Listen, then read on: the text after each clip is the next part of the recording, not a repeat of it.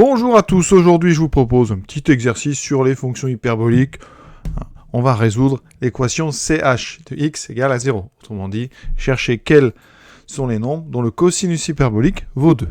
Pour info, avant de faire l'exercice, je rappelle que pour tout x appartenant à R, CHx, c'est exponentielle x plus exponentielle moins x sur 2. Qu'est-ce qu'on sait sur cette fonction? Eh bien, on sait que CH de x, donc est défini de R et prend ses valeurs dans 1 plus l'infini. Ici, ça veut dire que CH de x égale 2, on sait qu'il y a une solution, et même en fonction de la courbe, on sait que c'est une courbe qui est symétrique par rapport à l'axe vertical, parce que la fonction CH est paire sur R. Donc, ici, vos deux solutions graphiquement, vous avez donc deux intersections avec l'horizontale d'équation y égale 2, et donc vous avez ici deux solutions. Et c'est ce qu'on va chercher par le calcul. En début de prépa ou de post-bac, qu'est-ce qu'on sait? Eh bien, pour résoudre, on n'a pas grand-chose. On va donc résoudre e de x plus e de moins x sur 2 égale à 2. On n'a pas le choix parce qu'on n'a que ça. Donc, on va multiplier par 2. Ça me donne exponentielle x plus exponentielle moins x égale à 4. Et là, il faut être habitué. On va tout multiplier par donc exponentielle x. Donc on multiplie par exponentielle x qui est non nul, donc on a tout à fait le droit. Ça me fait exponentielle x fois exponentielle x, donc exponentielle 2x, plus, alors je vais peut-être aller doucement, donc exponentielle x fois exponentielle x, plus exponentielle x fois exponentielle moins x, doit être égal à 4 exponentielle x. Donc, propriété, ça fait exponentielle de 2x, on va écrire exponentielle x au carré, plus exponentielle x fois exponentielle moins x, ça c'est très important, on l'a rencontré très souvent. Ça fait exponentielle 0, ça vaut 1. D'accord? Donc, ici, eh bien, à gauche, on aura exponentielle de x au carré, moins 4 e de x, que je mets bien entre parenthèses, plus 1 égale à 0.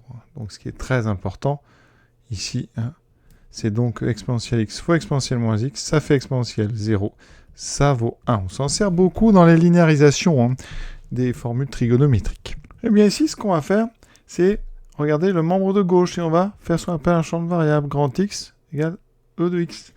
Et là, on s'aperçoit qu'il va falloir donc étudier grand x au carré moins 4 grand x plus 1. D'accord?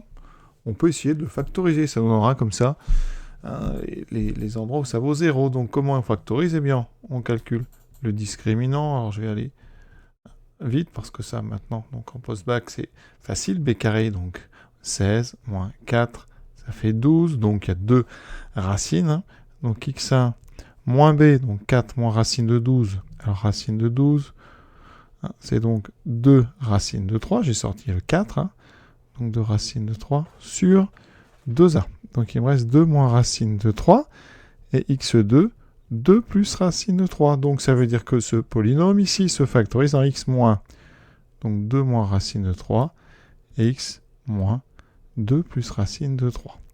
Conclusion, notre équation, bien ici, elle s'écrit exponentielle petit x moins 2 moins racine de 3 fois exponentielle de x de petit x moins 2 plus racine de 3 égale à 0.